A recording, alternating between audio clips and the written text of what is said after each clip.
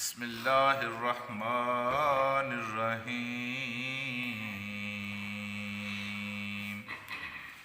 بل کذبوا بما لم يحيطوا بعلمه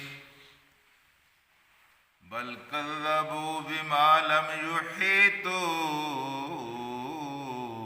بعلمه ولما يأتهم تاويله كذلك كذب الذين من قبلهم فانظر كيف كان عاقبة الظالمين صدق اللہ العلی العظیم۔ رفقائے گرامی، ہر شوق کے پیچھے ایک ضرورت ہوتی ہے، اور ضرورت جتنی اہم ہو شوق اتنا زیادہ ہوتا ہے، قوی ہوتا ہے، طاقتور ہوتا ہے۔ اگر آپ نے کہیں اپنی بیٹی یا بیٹے کا رشتہ کرنا ہو تو آپ کی ضرورت ہوتی ہے کہ اس خاندان کے بارے میں آپ معلومات حاصل کریں۔ جس کو آپ بیٹی دے رہے ہیں یا جس کی آپ بیٹی لے رہے ہیں اس کے بارے میں آپ کو معلوم ہو، اس کے خاندان کے بارے میں آپ کو معلوم ہو۔ شوق ہوتا ہے آپ کو کہ کسی نہ کسی طریقے سے مجھے معلوم ہو جائے کہ یہ کس طرح کے لوگ ہیں، اگر میں ان کے ساتھ رشتہ کروں گا تو میرے لیے کتنا فائدہ مند ہوگا، اس میں کیا فائدہ ہے، کیا نقصان ہے۔ تو شوق بن جاتا ہے رشتہ قائم کرتے ہوئے اس خاندان کے بارے میں معلومات حاصل کرنے کا۔ کسی کے ساتھ آپ پارٹنرشپ کر رہے ہیں تب بھی اس کے بارے میں آپ معلومات حاصل کرتے ہیں کہ میں جو اس کے ساتھ اگر کاروبار کروں گا تو یہ کیسے کس مزاج کا آدمی ہے، اس کا کیا فائدہ ہے مجھے، کیا نقصان، سارا کیلکولیٹ کر کے جمع تفریق کر کے پھر آپ اس کے ساتھ پارٹنرشپ کرتے ہیں۔ میرے دوستوں اور ساتھیوں، بالکل بھی عین ہی یہی معاملہ قرآن کے ساتھ انسان کا ہے۔ جس کو ضرورت ہوتی ہے کہ میں نے اس کے ساتھ اپنا تعلق قائم کرنا ہے، پھر اس کو شوق بھی ہو جاتا ہے۔ جب وہ اس کو جانتا ہے تو اس کا شوق بڑھتا چلا جاتا ہے، لیکن یہاں بھی انسانوں کے 4 درجے بن جاتے ہیں۔ ایک انسانوں کا درجہ تو وہ ہے جو اس سے مستغنی ہیں، اس سے بے نیاز ہیں، اس کی ضرورت ہی محسوس نہیں کرتے۔ اگر وہ اس کی ضرورت محسوس نہیں کرتے تو قرآن بھی ان کی ضرورت محسوس نہیں کرتا۔ اگر آپ میرے ساتھ رشتہ نہیں قائم رکھنا چاہتے تو مجھے کیا ضرورت ہے آپ کے ساتھ رکھنے کی؟ ہیں جی، قرآن بالکل یہی کہتا ہے، اگر آپ کو ضرورت نہیں ہے تو مجھے بھی ضرورت نہیں ہے۔ جو اس کے ساتھ رشتہ قائم رکھنا چاہتے ہیں پھر اس کے بارے میں وہ معلومات حاصل کرتے ہیں۔ یہ بتاتا ہے کہ مجھ سے رشتہ قائم رکھو گے تو یہ چیز ملے گی، یہ چیز ملے گی، یہ چیز ملے گی، یہ چیز ملے گی اور یہ چیز ملے گی، اور اس کے بدلے میں آپ کو یہ چیز چھوڑنی پڑے گی، یہ چیز ترک کرنی پڑے گی، اس چیز سے ہاتھ دھونا پڑے گا، اس چیز کو اختیار کرنا پڑے گا۔ یہاں کچھ لوگ جو بہادر ہوتے ہیں اور دلیر ہوتے ہیں وہ قرآن کے ان مطالبات کو دیکھ کر یہ سودا کر لیتے ہیں۔ بھئی کاروبار بھی پہلے والا اب نہیں رہے گا، کاروبار سے گئے۔ برادری بھی پہلے والی اب نہیں رہے گی، برادری سے گئے۔ شوق بھی پہلے والے اب نہیں رہیں گے، قرآن سے تعلق ہو رہا ہے نا، وہ شوق بھی اب نہیں رہیں گے۔ گویا سر سے لے کر چوٹی تک یہ انسان کو جب بدلنے کا مطالبہ کرتا ہے تو کچھ لوگ ہوتے ہیں جو بہادر ہوتے ہیں، کہتے ہیں کہ ٹھیک ہے ہم بدلنے کے لیے تیار ہیں۔ اس وقت لاکھوں ہزاروں لوگ موجود تھے نا، تو صحابہ کی تعداد کتنی ہے؟ انہوں نے یہ مطالبہ انہوں نے کہا ٹھیک ہے جی آپ جو کچھ، کیونکہ اس کے بدلے میں جو کچھ قرآن ان کو دے رہا تھا وہ بہت زیادہ تھا۔ قرآن دنیا کی عزت و سعادت کا وعدہ ان سے کر رہا تھا، اور آپ سب اس بات کے گواہ ہیں کہ قرآن نے اس وعدے کو پورا کر کے دکھایا۔ تو بکریاں چرانے والے کیا اوقات اور کیا حیثیت تھی ان کی کہ آج بڑے بڑے علماء اور فقہا بھی اپنی گفتگو میں جب تک ان کا نام نہ لیں ان کی گفتگو ہی مکمل نہیں ہوتی۔ قرآن نے اپنا وعدہ پورا کیا۔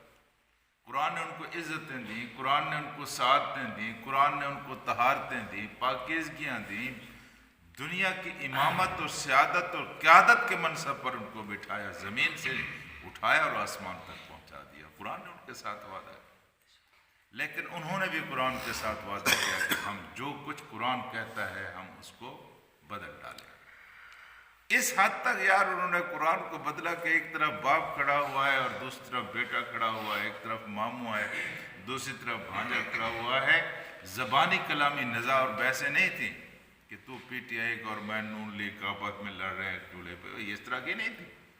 اس طرح کی کشمکش تو اس طرح کی تھی کہ ہاتھ میں تلوار لے کر آمنے سامنے کھڑے ہو گئے، باپ کے خلاف بیٹا، بیٹے کے خلاف باپ۔ اس طرح انہوں نے اپنے سابقہ تعلقات کو توڑ دیا۔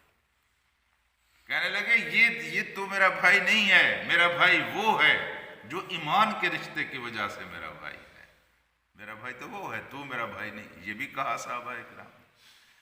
حضرات، ایک یہ بہادر لوگوں کا گروہ، دوسرا ان لوگوں کا گروہ ہوتا ہے جب وہ قرآن کے مطالبات کو دیکھتے ہیں اور اپنے شوقوں کو دیکھتے ہیں، ان کے غلام ہوتے ہیں، وہ کہتے ہیں اگر قرآن کو ہم مانتے ہیں تو یہ سارا کچھ چھوڑنا پڑتا ہے، یہ سارا کچھ چھوڑ نہیں سکتے۔ وہ سر سے قرآن کا انکار ہی کر دیتے ہیں، کہتے ہیں یہ بس۔ اس انکار کی ان کے پاس کوئی عقلی دلیل نہیں ہے۔ قرآن نے اسی موضوع کو چھیڑا ہے، کوئی عقلی دلیل نہیں ہے۔ قرآن کہتا ہے کہ ایک خدا ہے جس کی کائنات کے اوپر فرما روائی ہے، مانگو اسی کے سامنے، سر جھکاؤ اسی کے سامنے، کسی کے گرویدہ بنتے ہو، لٹو بنتے ہو، کسی کے غلام بنتے ہو تو اسی کے بنو، اس کے علاوہ کسی دوسرے کے نہ بنو۔ قرآن کہتا ہے ایک خدا ہے۔ اب کوئی علمی بنیاد پر ہمیں بتائے کہ اس نے جھانک کر دیکھا ہو کہ نہیں یہ قرآن غلط کہہ رہا ہے، ہم دیکھ کر آئے ہیں ایک خدا نہیں ہے، یہاں کئی خدا ہے۔ ایک خدا ہے جو بچے دیتا ہے، ایک خدا ہے جو بارشیں برساتا ہے، ایک خدا ہے جو مرادیں پوری کرتا ہے۔ ہم تو خود جھانک کر آئے ہیں، کوئی یہ نہیں کہہ سکتا۔ اگر انہیں انکار کیا تو صرف اٹکل بچوں سے، یہ خدا نہیں کئی خدا ہے، یہ خدا ہے، یہاں چلا جاؤ، یہ مجھے بچے دے گا، یہ مجھے اولاد دے گا، یہ بارشیں برسائے گا، یہ کرے گا، وہ کرے گا، صرف اٹکل بچوں سے، یہ سنی سنائی باتیں، کوئی علمی دلیل ان کے پاس موجود نہیں۔ دوسرا، قرآن جن حقائق کو پیش کر رہا تھا ان کے نتائج ان سب کو نظر آ رہے تھے کہ نتائج کیا ہیں، کہ کس طرح کے لوگ تھے، اور قرآن حکیم کا جنہوں نے کہا منا وہ کس طرح کے بن گئے۔ غلاموں کے بھی کوئی اوقات ہوتی ہے کہ سرداروں کے سامنے کھڑے ہو جائیں، تو بلال حبشی کھڑا ہو گیا، کس وجہ سے کھڑا ہو گیا؟ اس قرآن نے ان کو کھڑا کر دیا۔ تو میرے دوستو، اللہ کا قرآن کہتا ہے بلکہ انہوں نے تکذیب کی ہے اس کی، انہوں نے تکذیب کی ہے اس کی۔ کیوں تکذیب کی ہے؟ بما لم یحیطوا بعلمہ، اس حقیقت کا ان کا علم احاطہ ہی نہیں کر سکا، ان کو پتہ ہی نہیں چل سکا کہ یہ کتنی بڑی چیز ہے جو ہمارے دروازے پر آئی ہوئی ہے۔ ان ظالموں نے اپنی نادانی کی وجہ سے اس کو نکالا۔ یہ بچے ہوتے ہیں نا، ان کو آپ ایک طرف ٹافیوں کا ایک پیکٹ دے دیں اور دوسری طرف سونے کی ایک سل ان کے سامنے رکھیں، کیا خیال ہے آپ کا؟ یہ ٹافیوں کے پیکٹ کو لیں گے یا سونے کی سل کو لیں گے؟ یہ ٹافیوں کے پیکٹ کو لیں گے۔ کیوں لیں گے؟ اس لیے کہ ان کی عقل اس وقت اتنی ہوتی ہے۔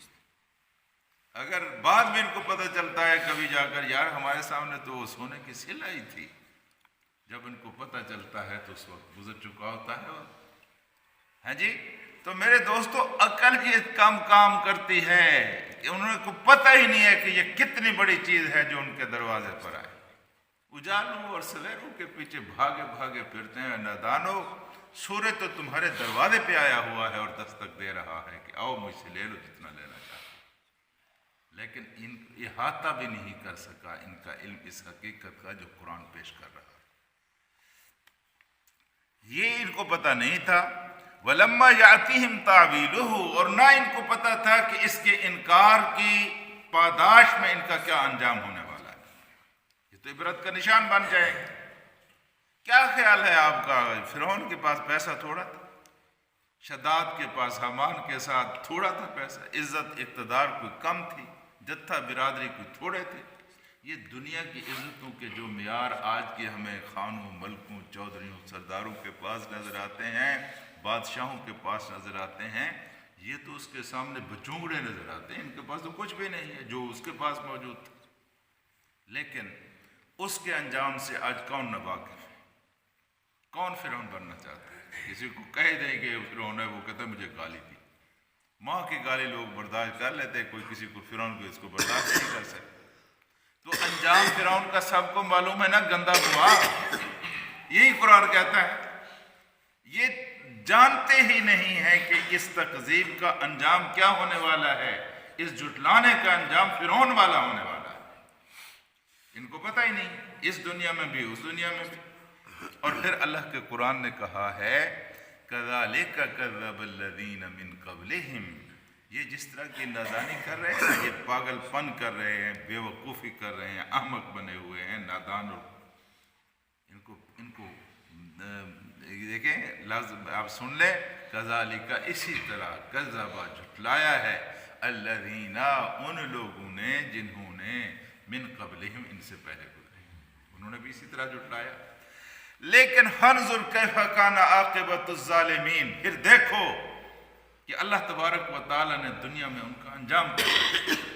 فانظر دیکھ، کیف کیسے ہو گیا ہے، کذب الذین ظالم ان لوگوں کا انجام، کیف کان عاقبۃ کیف کیسے ہو گئی، کانا مانا ہو گئی، عاقبت مانا انجام، انجام ہو گیا ہے کن لوگوں کا، الظالمین جو ظلم کرنے.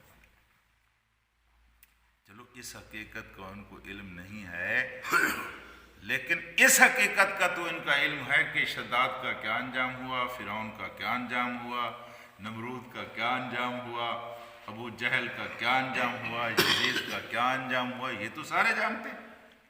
چلو قرآن کو نہیں جانتے، انجام تو سارے جانتے ہیں. اور جنہوں نے اس قرآن کو اپنے سینے کے ساتھ لگایا ان کا انجام بھی یہ جانتے، وہ کہاں سے تھے اور کہاں پہنچ گئے. یہ بات ان کو سمجھ میں آتی ہے کہ ان کو کیا ہو گیا ہے. پھر بھی وہ قرآن کی بات ماننے کے لیے تیار نہیں ہے اور اس کو اختیار کرنے کے لیے تیار نہیں. یہ ہے حضرات آج کی آیت کا پیغام اور مفہوم. اللہ سے دعا کرتے ہیں کہ اللہ ہمیں قرآن پر عمل کرنے کی توفیق عطا فرمائے. اللہ